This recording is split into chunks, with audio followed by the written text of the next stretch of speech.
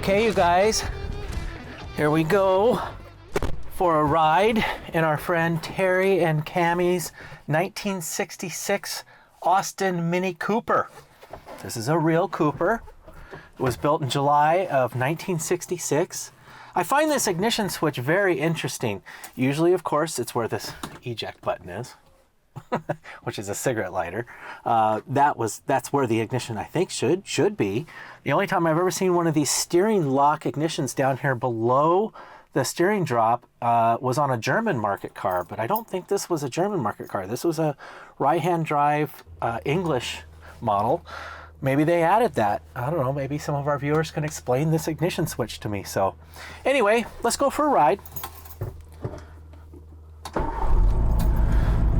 In 1966, they only made 2,561 right-hand drive Austin home market Mini Coopers in the 998 version. That's pretty rare. 2,561. Rare, rare, rare. And this is a sweet little car. Even rarer than that, this car was all black, monotone, all black, 66 Austin Mini Cooper. I think that it was called a deluxe model because it had the red and gold brocade interior. But an all black car, black roof, black everything. That must have looked pretty cool. It's been repainted in the silver. It's still very attractive, of course. But I would have loved to have seen an all black Mark I Cooper. How cool would that be? So this car is really nice. We were fortunate enough to, we sold several cars to Cammie and Terry, and they just keep buying more and more minis. Welcome to the club. They know something that maybe you all know as well, and that is Mini Coopers are so cool. They do put a smile on your face, and they're just about the most fun car in the world to drive. You Mini owners out there watching these videos know exactly what I'm talking about. Best car on the planet, hands down. This has a very period correct. I mean, I've seen so many Roki wood dashboards, and I love the Roki wood dash in a Mark I Mini.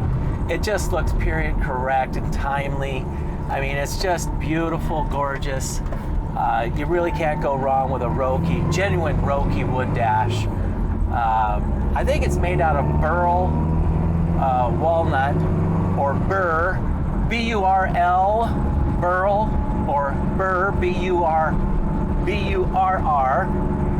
I don't know which is accurate or correct. I think it's the same.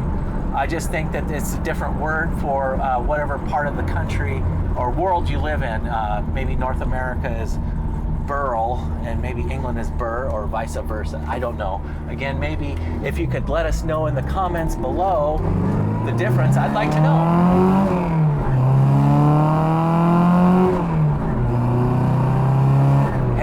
This guy goes pretty good.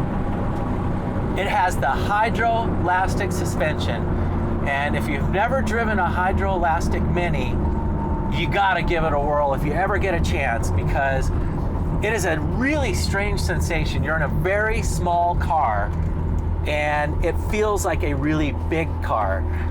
The way the front wheels go over the bump and push the fluid to the rear wheels levels out the car. The car doesn't move. The suspension does all the work, and it's just fabulous. Oh my God, it's so cool because it's cush. The Mini still handles like a Mini, but it feels like a Cadillac, and I'm not exaggerating. Anybody with hydroelastic suspension knows exactly what I'm talking about. Hydro is cool. We were fortunate enough to do the hydro service for Cammie and Terry. And it's pumped up to the factory spec. They did ask me to maybe not go all the way up and make it look like a 4x4. They wanted it to have that little bit of a lowered look. I think we're a little higher than they might want yet, but it will settle and we can always let a little out. So That's the cool thing about hydro, is you can dial it into where you want it. But I thought we'd start out stock and let them decide how low they want to go. So another unique feature about a real Mini Cooper is that it has a 100-mile-an-hour pointed bezel Mark I Speedo. Now, only the Coopers came with the 100-mile-an-hour Speedo. The Cooper S came with the 120-mile-an-hour Speedo. And every other Mini was, I think, about 90 miles an hour, unless it was in kilometers.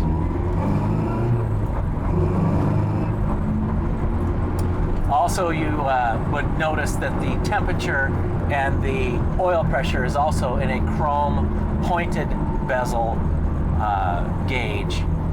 The later models, the Mark IIs and Ons, all had a round bezel, so only the Mark Is came with the pointed bezel. Now, the brakes on this have been upgraded. They are the Cooper S disc brakes. It has aftermarket Cosmic wheels on it.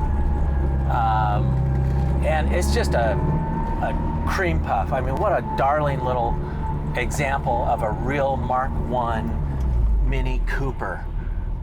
And this is not the Morris, this is the Austin. And my first Mini was a 1962 Austin Mini Cooper, and I got that in the mid-'80s, and I loved it, and I've kind of been a Mark I guy ever since. So I have a love affair and an affinity towards the Mark I Mini, so what can I say? I love them all, but sometimes you have favorites, and this is one of them. So anyway, I hope you enjoyed that ride along and a little brief history of the Mini Cooper, and we'll see you on the next one. All right, you guys.